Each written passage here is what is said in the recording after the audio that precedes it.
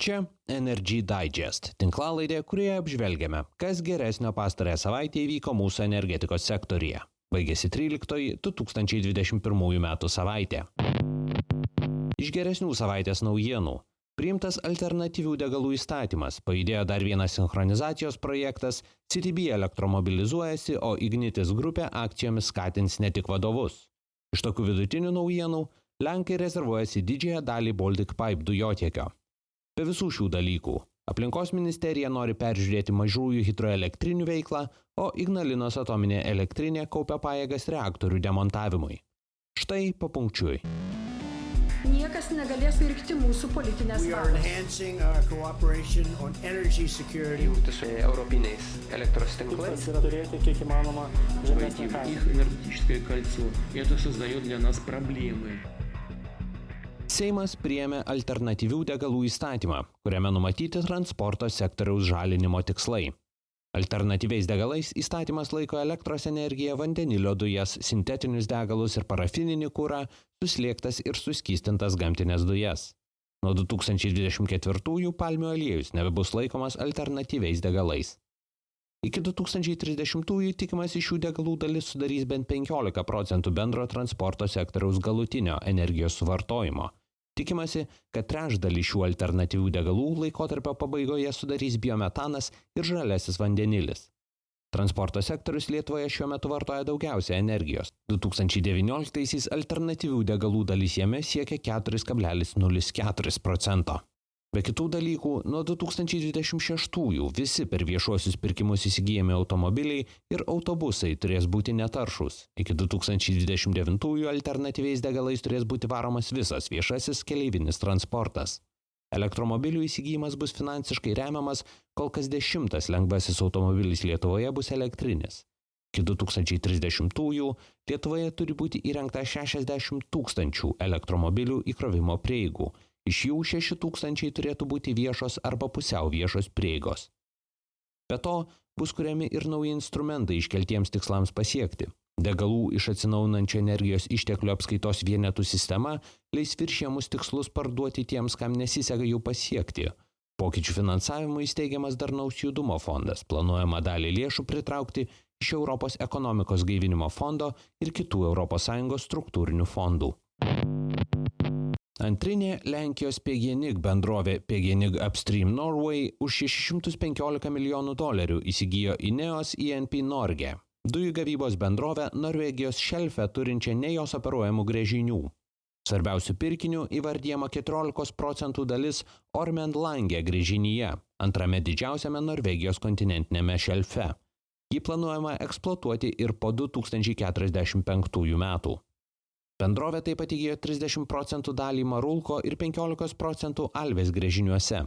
Bendrai PGNiG gaus prieigą prie 117 milijonų barelių naftos ekvivalento išteklių, kurių daugiau nei 93% sudaro gamtinės dujos. Lenkų bendrovė jau valdo dalį Kvitembjorno ir Valemono gręžinių Šiaurės jūroje. Visi šie pirkiniai leis Lenkų bendrovei išgauti 1,5 milijardo kubinių metrų dujų kasmet ateinančius 5 metus. Dujas bendrovė ketina nukreipti per Baltic Pipe dujotiekį. Tai yra Lenkų dujotiekių sistemos operatoriaus Gaz-System ir Danijos elektros ir dujų perdavimo sistemo operatoriaus Energinet bendras projektas. Jis per Daniją sujungs dujų gręžinius Šiaurės jūroje su Lenkijos dujų perdavimo sistema. Planuojama, kad jis pradės veikti 2022 metų spalį ir leis Lenkijos kryptimi patiekti 10 milijardų kubinių metrų dujų, o iš Lenkijos į Daniją 3 milijardus kubinių metrų dujų kasmet. Projekto sąmata $2,25 milijardai, iš kurių $0,25 milijardo ES lėšos. PGNiG yra rezervavusi didžiąją dalį dujotiekio pajėgumų. Aplinkos ministerija pradeda užtvankų reformą. Ketinama mažinti jų skaičių ir griežčiau reguliuoti jų veiklą. Ministerija skaičiuoja, kad šalyje šiuo metu yra įrengta 1225 užtvankos, dar 300 jų nėra registruotos. Jau paskelbtas konkursas atlikti studiją, kuri leistų įvertinti užtvankų būklę. Ministerijos teigimu, sumažėjus užtvankų pagerėtų žuvų migracijos sąlygos. Studijos metu bus atidžiau tyriamos mažosios, tai yra iki 10 MW galios, hidroelektrinės. Jų šalyje yra 96, o jų bendra galia Litgrid skaičiavimu siekia 27 MW. 80 jų šiemet baigėsi 12 metų skirtas skatinamasis nuo 59 iki 78 eurų už megavatvalandę siekęs elektros tarifas. Ministerija ketina be kita ko šiemet atšaukti ir leidimą joms naudoti užtvankų sukurtą vandens spaudimą elektrai gaminti nemokant už vandenį. Mažasias hidroelektrinės valdo be kitų Viada savininko Ivano Paleičiko UAB Vaizga ir Achemos grupiai priklausanti Renerga. Šios dvi bendrovės 2019 gavo atitinkamai 25 ir 10 viso mažąją hidroenergetikai skirto skatinamojo tarifo lėšų. Litgrid pasirašė beveik 15 milijonų eurų sutartys su bendrovėmis Npower Fidelitas ir Empower dėl 330 kV galios elektros linijos Jurbarkas Bitėnai rekonstrukcijos. 40 km linijos bus rekonstruojama iš viengrandės į dvigrandę. Rekonstrukcijos projektavimą ketinama užbaigti kitąmet, o rangos darbus 2023. Tai vienas iš projektų skirtų stiprinti Lietuvos šiaurės vakarų elektros tinklo dalį, prie kurios bus jungiama nauja jungtis su Lenkija Harmony Link.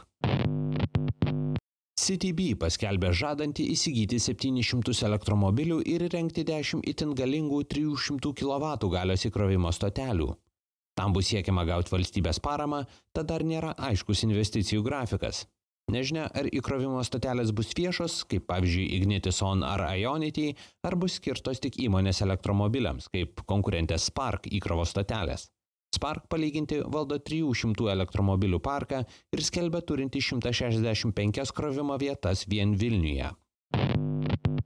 Ignalinos atominė elektrinė ruošiasi reaktorių išmontavimui. Bendrovė ieško projektų valdymo ir techninių konsultantų. Taip tikimasi į projektą pritraukti sudėtingų projektų valdymo ir įgyvendinimo srityje patyrusias bendrovės. Be to, jėgainė planuoja skelbti tarptautinį reaktorių išmontavimo technologijų projektavimo paslaugų pirkimą. RBMK arba Černobylio tipo reaktorius dar niekada nebuvo išmontuotas. Darbų technologija bus kuriama pirmą kartą. Ir galiausiai, Ignitis grupėje pasitvirtino naują atlygio politiką. Visi bendrovės darbuotojai galės kintamo atlygio dalį gauti grupės akcijomis, išdirbus ten 3 metus. Akcijų opcionų sutartys būtų pasirašomos kiekvienais metais, sąlygos priklausys nuo darbuotojo pastovaus atlyginimo, pasiektų tikslų ir akcijos kainos. Programa darbuotojams pradedama taikyti nuo 2021-ųjų. Skatinimo programą vadovams bendrovė pasitvirtino pernai. Šiam kartui tiek. Jei tinklalaidė jums pasirodė įdomi, prenumeruokite. Energy Digest rasite bet kurioje podcastų programėlėje. Papasakokite apie tinklalaidę draugams, bendradarbiams, pažįstamiems, galbūt jiems energetikos naujienos taip pat bus įdomios. Šis podcastas kuriamas to paties pavadinimo naujienlaiškio pagrindu. Jei mėgstate naujienas ir skaityti, o ne tik jų klausytis, laidos aprašyme rasite nuorodą, kurią sekdami galėsite užsiprenumeruoti naujienlaiškį. Kaip ne, viskas šiame gyvenime Energy Digest ilgainiui atsiduria socialiniuose tinkluose. Aprašyme rasite visas navigacijai reikalingas nuorodas. Taip pat ir į Patreon platformą, kurioje galite tapti tinklalaidės rėmėjais. Ačiū, kad klausėtės. Su jumis buvau aš, Naglis Navakas. Iki kitų kartų.